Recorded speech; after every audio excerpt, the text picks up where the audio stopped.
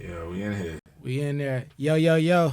Another episode of Art Killz Boredom, the podcast. Yeah. Welcome to another art class session. Hello. The sound is sounding pretty good, so you know that means John in here. John Q, what up? Hello, everybody. We got the visuals, so you know my man Bundy in here. Yep. And today we got a special guest. I'm going to let him introduce himself. Yo, it's your boy Rokeaux, the Red Love from the United States Virgin Islands, all the way in Los Angeles, and we out here and we lit. LIGHTA. LIGHTA. That's what's up, man. Well, it's a pleasure meeting you, bro. Pleasure to meet you too, brother. You know, thanks for coming on the pod. Of course, thanks for having me. We're going to start off. Tell us a little bit about yourself, your journey. For sure. Well, my name is Rokeaux. I'm from the United States Virgin Islands, born and raised. I describe my sound as Caribbean hip hop. And I just a people person, and I'm a people pleaser. I love art, you know, and I just want to drop my little sprinkle of innovation before I leave this earth, you know what I mean? So yeah, just happy to be here. You know, giving my creative energy and all of that to the vibe. I love it, dude. Yeah. I feel like I have a pretty good connection with, you know, like Virgin Island, Caribbean people being from New Orleans. Okay. Like, you know what I'm saying? That's how, like, you know, the culture. For sure. You guys have a big, heavy influence when it comes to, like, music and food. So Yes. I got to start off, like, simple question. What's your favorite, like, dish? What's your favorite Caribbean dish? My favorite Caribbean dish, other than, of course, jerk chicken and festival is a big thing from Jamaica. But if I could say a few favorites, I would have to say from back home. I really love our saltfish pate. It's almost like a Jamaican patty, but it's a pastry type of dough. And then, you know, we do a really good pilau. And I could whip up a really good pilau myself, which is like chicken and rice. Everybody, just like Nigerians have their jollof rice. So I hope I am saying the wrong country. But and then New Orleans have their jambalaya, and stuff like that. So I think, you know, for the most part, it will probably be like our pates. You could do saltfish pates, you could do beef pates. Yeah. How was it growing up on the island, and from a sense of like being an artist, like having that vision as a kid? You know, you're living on the island, like you hear about America and things like that, but what was the influence and what you saw that, you know, kind of created your sound or your personality when it comes to art?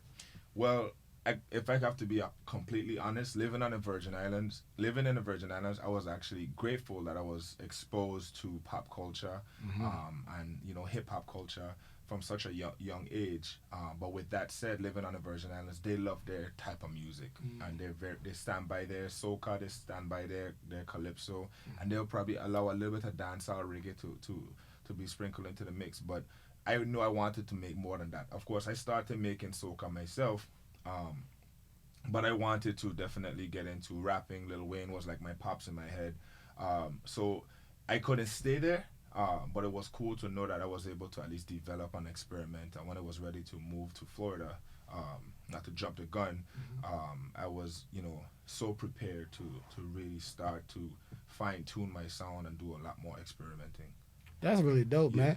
Especially shout out to Wayne, because I feel like he's so influential. There's a lot of people that I've met from other cultures, other races, and they let me know that, like, oh, I didn't listen to hip hop until like Lil Wayne was like my first hip hop artist. Yes. And I'm like, damn, like me and like being in my 30s, you know, I remember like Jay-Z, Biggie, Tupac, Wu-Tang and things like that. But when you have a lot of people that grew up and like hip hop wasn't in their household, it might have been like jazz, pop, you know, oldies and things like that. And they're like, oh, Wayne was my first like hip hop artist. So it was the same for you? Yeah, I feel like he was a pioneer. He was like I would say until I would beat it like a dead horse. I love the word innovation, and I feel like he was that in hip hop. You know, he showed that you could break boundaries, and I feel like Nicki, his female counterpart, does the same thing. So I do pull inspiration from Nicki as well. Her being from the Caribbean and just, you know, dominating the hip hop, pop and Caribbean stuff.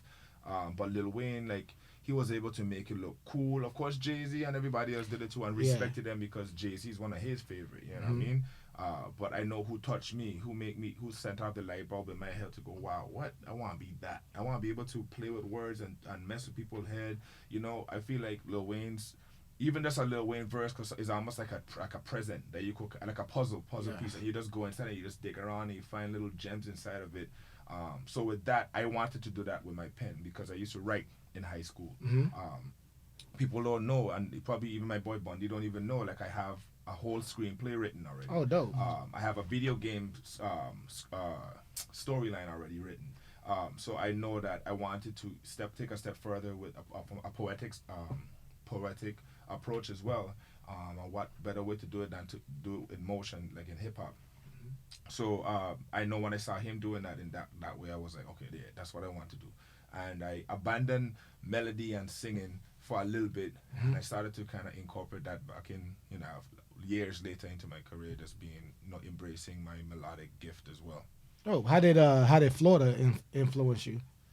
Cause I feel like Florida is like, it's definitely the South, but it's like the East Coast of the South. Yeah. And you guys, it's like a melting pot down there, just It like is. New York is. So Yeah, like, and especially because you see a lot of New Yorkers in Florida. But living in Florida, it was special because it's community. Of course, there's a good and bad of everywhere else. There's the cool cliques and shit in Florida. But with me, it was special because I was that kid from the Virgin Islands, so I didn't have to really I didn't really get tribalized, or I didn't have to choose a clique. I was just mostly, for the most part, just welcomed as that island kid that raps and sings. right.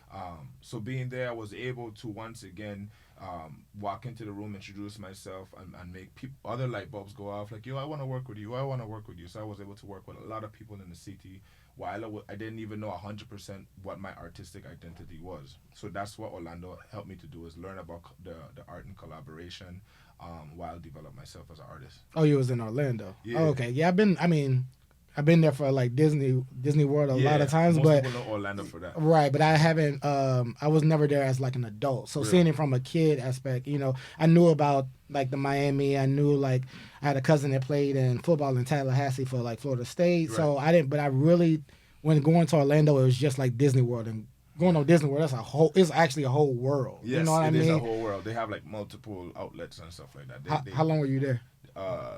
I'll say probably like 8 to 9 years, from 2009 to 2007. Oh, So okay. about 8 to 9 years, Nice. roughly. Yeah. Oh, When it was dope. time to go, it was time to go. Time to go. And what motivated that spark where it's like it's time to go? From a person that like I've lived in Louisiana, Yeah. Texas, and now California, like when you had that feeling like, okay, it's time to go, I need to spread Right. my wings or the creativity, like what sparked you in that moment? To be honest, again, I didn't scratch the itch the first and second time because I wanted to move probably in 2015 or 16, but I was afraid. I'm really close to my mom and my youngest little brother, and that's who was staying in Florida at the time. So I kind of, when I visit, when I did the first 2 visits, I was just like, okay, I really love this city. I love who I connected to, and I would watch like the time count down. Like, okay, I gotta fly back to Florida. So the third time that I visited, I kind of weirdly just asked for permission. I was a grown ass man, but I asked my mom and my little brother if they're gonna be all right if Okay. I really move, because like it was, there's a hills. It's very mountainous, like the Virgin Islands. It's close enough to the water, and you have all these different cultures. So then when they were receptive to the idea and they kind of pushed me, they looked like they were waiting for me to ask, like, yeah, go, you should, like, we're gonna be all right. I was like, bet, I'm giving myself 60 days. Right. And I did literally, like, I didn't care. And it came to LA broke.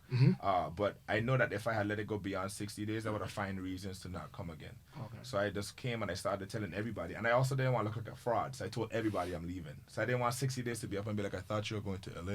Yeah. So I set myself up to the point that I couldn't turn back around. Gonna go away. Yeah. Yeah. I was like, yo, I leave into LA in 60 days. So while I here, do what you could. Let's collab or let's work or let's do whatever you want to do. Let's go out. All the females, like, have you fun with me. Yeah. And then we're out, Nah, damn. Nah, that's kind of exactly like my story, where it's like I came out here for maybe a week and fell in love with it. I was like, I'm going back home. I'm quitting my job, putting in my 2 weeks. Yes. I got to take my 401k out. I came here with no car. Right. I had a job interview set up, but no job. Like I Sure. came with just the luggage or whatever I had, But it's kind of same thing where grown ass man, but still Walking by You faith. wanted to make sure you transition seamlessly. You know what I mean? Like, you was Right. receptive. Like, yo, y'all good? I'm gonna be over here. That's a plane flight away. You know what I mean? Yeah. Y'all gonna be straight. You know, I did move. I did have a job, but you know, for the most part, still I got tried and keep the job the whole time. You know, I think it tries. It tests your endurance. You know, people will come to LA with the whole package and still get chewed up and spit back out because they probably have like a preconceived notion or think that everything will just fall on their plate. You know, especially if they're a big fish in a small pond. There's people that's big back in their city, and when they move to LA, they're expecting the same reaction. And I was just like, boy, this other person could rap, sing, do engineer, like and 30 produce of you out beats here. and shoot his own videos. Humble yourself, and then with that shock itself, like that, take a hit to their ego. With me, I love other artists, so I was never threatened. I was never, I was never insecure. I came out here and I know that I'm gonna get challenged, and I was like, bring it on. You know what I mean? There's so much to learn from interactions with other people. Precisely. No, and then that's as from the title, Art Kills Boredom. It's like I feel like anything that you put your creativity in is your art, and a lot of times when I got in trouble or depressed, feeling less than, I felt like it was my boredom. It was boredom talking to me, experiencing it, and all I had to do was do something creative. I came up with my fashion line. Like even in this time of like having 10 years of wanting to do a podcast and just sitting on my ass, on my hands, and like doing other things because you feel scared to take that leap. But I mean, doing creative things really puts me in like an elevated space, and I love meeting creative people. So I can't wait to cop a piece, and not to lose that thought, but the Art Kills Boredom is such a fire title because I didn't realize years later. To be completely honest, I hate hearing people say they're bored. Young people. Yeah, exactly. Young people. When you say you're bored, it takes everything into me to not want to like slap you respectfully. You know, slap you respectfully. But like, I that's a fire title. But go ahead. Oh no, I appreciate it. No, it's same. Like I mean, we grew up like being outside, playing sports, being with our community. But now it's like people are a lot of inside, creating music, creating content, doing TikToks, being on the video games, and I'm like, that's all cool, but don't say you're bored because gaming can be your career. Content selling can be your career, and you can build a community where if you feel like you don't have the resources or you don't have the knowledge to do it, you can find someone to do it. And then that's what made me scared from coming to like LA because I came from Southern hospitality, the South, where you could speak to someone and have a conversation. Even walking out of the gas station, I'm like, you have that stigma with LA is like, people are kind of uppity, they're kind of bougie. How am I going to find that network of people to like, because nobody wants to do it alone. Like you can stand on your feet and do it, but it feels better when you have a community of people. Like, what I'm saying? That's what's so cool about meeting John and like Bundy, where it's like we just doing this. Like, yo, look, let's shoot, let's do some content, let's have some creative, dope people come through. So I see on your, Brim, you got the artsy. So like, tell me about that. Like from two content creators and people that are doing artists, we have art in our title. So tell me about artsy because I'm definitely feeling that. Artsy is something that it was only a matter of time before I scratched the same itch about as far as like helping other people or engaging other parts of my art enthusiast passion, and I wanted to create a brand that represents extension of myself. So with Artsy, it's a collective, it's a brand that celebrates other artists through collaboration and innovation. So everything that we do, even if it's inspired by something that's been done before, but anything that we do, whether it be an event or if we're gonna get into media shortly, or the clothing that we do, like we have the brimless caps, it may have been inspired by something else, but in order to close on that, it has to have an innovative touch. Or collaborative touch. So if one of those two pillars, or hopefully both, sometimes are checked off, that's our Artsy's. That task of Artsy is accomplished. So with the Artsy event that we have coming up on Friday, July 8th, it's our reintroduction to the community because we did a party last year in October, I believe. And it's creating that environment again. You've been to mixers here and there, but once we were able to have the foundation and know what we were inspired by, like a Pass the Ox type thing, we went, okay, what can we do to give that innovative, collaborative touch? And that's what people will be able to experience when they pull up to the event. Oh, and what did you feel that like what did it take? Because there might be someone that has all the tools, they have the personality, they have the ideas, Yes. but they don't just know where to start. Yes. From someone that is actively doing this Yes. and starting the movement and Yes. starting it in the right way, what inspiration or like gems that you could give to someone, especially we talk about the youth, how do they go about doing that? I would say multiple things. One of the first things that I had to do to really get it going was to set myself up where it would haunt me. I would write it down on a book. I would write it down on my dry erase calendar. I would put the notes in my phone. I would talk about it, so that way, like, if I mention something to you today, of course, Saturday, you're going to go, oh, how was that event on Friday? I almost have to be held accountable. Otherwise, I would have to explain myself. So, of course, set yourself up where you have no other choice but to get started. And other than that, it's just talk about it. Again, like within the same first step. And just if you understand that most things you can't do it by yourself. So even if it's just seeking mentorship by somebody that's not immediately in that field, just spark the conversation. Yeah. No, that's super dope. Yeah. Yes. Definitely like power in words, Yes. Manifesting, vision board, and accountability. Accountability really on appreciate yourself. That part about accountability. Yes. It's very important. Absolutely, very important. And even if another thing too is start small. You know what I mean? Understand, Little write down all your ideas, and then understand that you can't do it all in day one. Yeah. And that's my biggest issue because I have ADHD. I'm literally the walking open tabs. I have like 10 open tabs in my head at all times. I know that feeling very well. It could get really frustrating, but I'm learning that Confusing. if I do calendar blocking, like I would have to do every time I get home, I would have to write down on a sticky note. Do artist outreach, and I put a line and I put 10:30. It don't matter if I only got to I reached 10 out of 15 artists at 10:30. I have to stop because the next task is take your dog out for 15 minutes. You know what I mean? And that's how I was able to really maximize my productivity. And that translates into even calendar blocking. I have a day that's for Rokeaux, the artist, and then I have another day that's for RT. And I kind of have to, when I do all those different tactics, and different things work for different people. So if you just try to understand what works for yourself, experiment. And once you kind of get your ritual down, that's when you're going to start to see a lot of productivity and results. Yeah.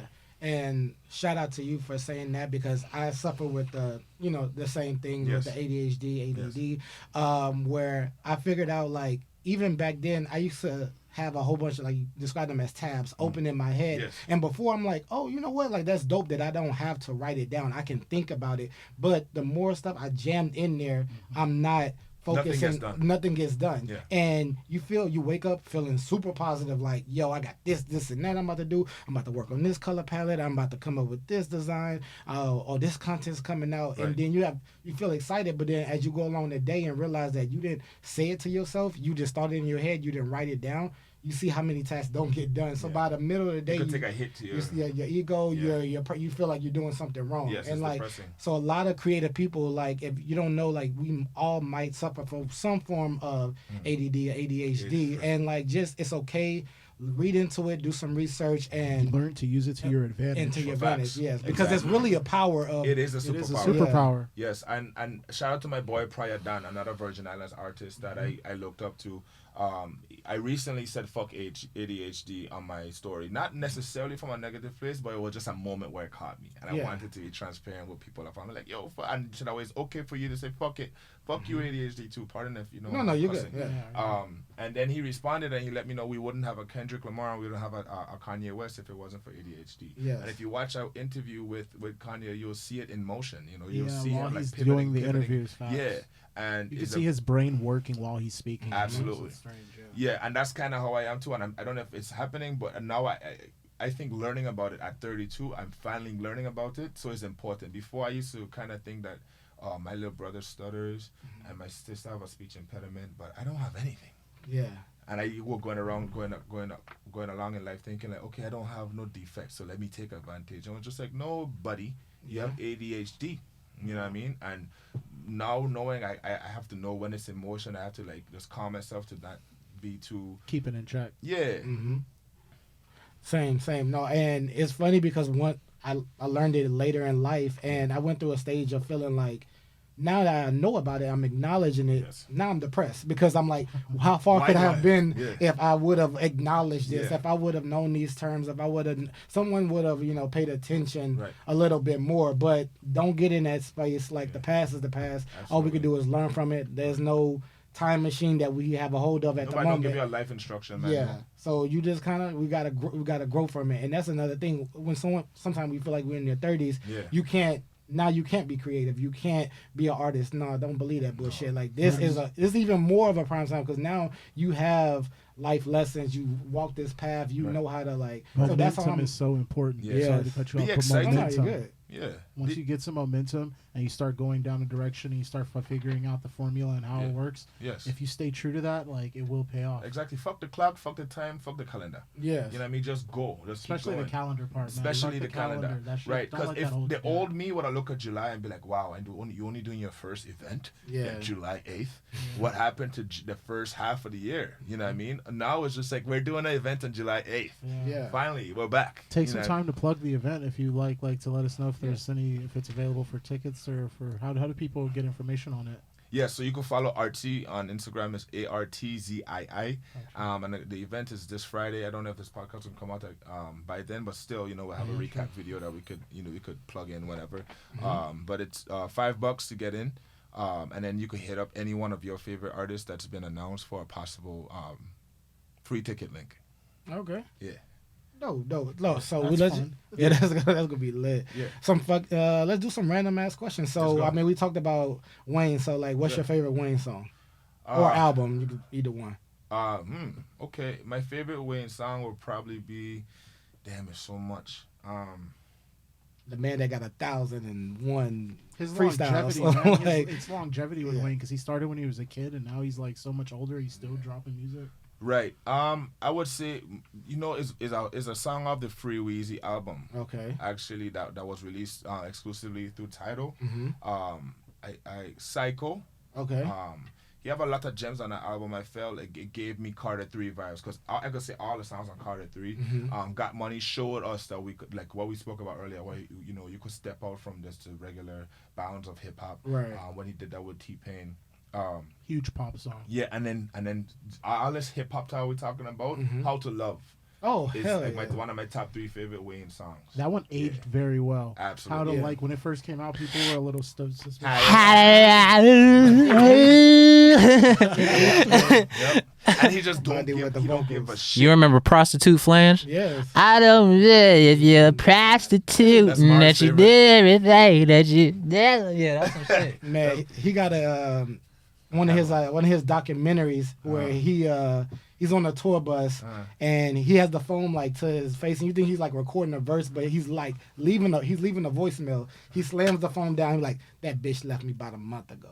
But he goes on for a 5-minute like, bro, song is beautiful. Like he just feeling it, eyes closed, and then he just left it on He's just a gem. chick voicemail. And you see him now, like he just hopping out of the performances and skateboarding and acting like he's a whole legend in these streets. That's the most funniest thing about Lil Wayne. It's like, bro, you are a legend. All right, bro, you skateboarding? Cool. All right, bro.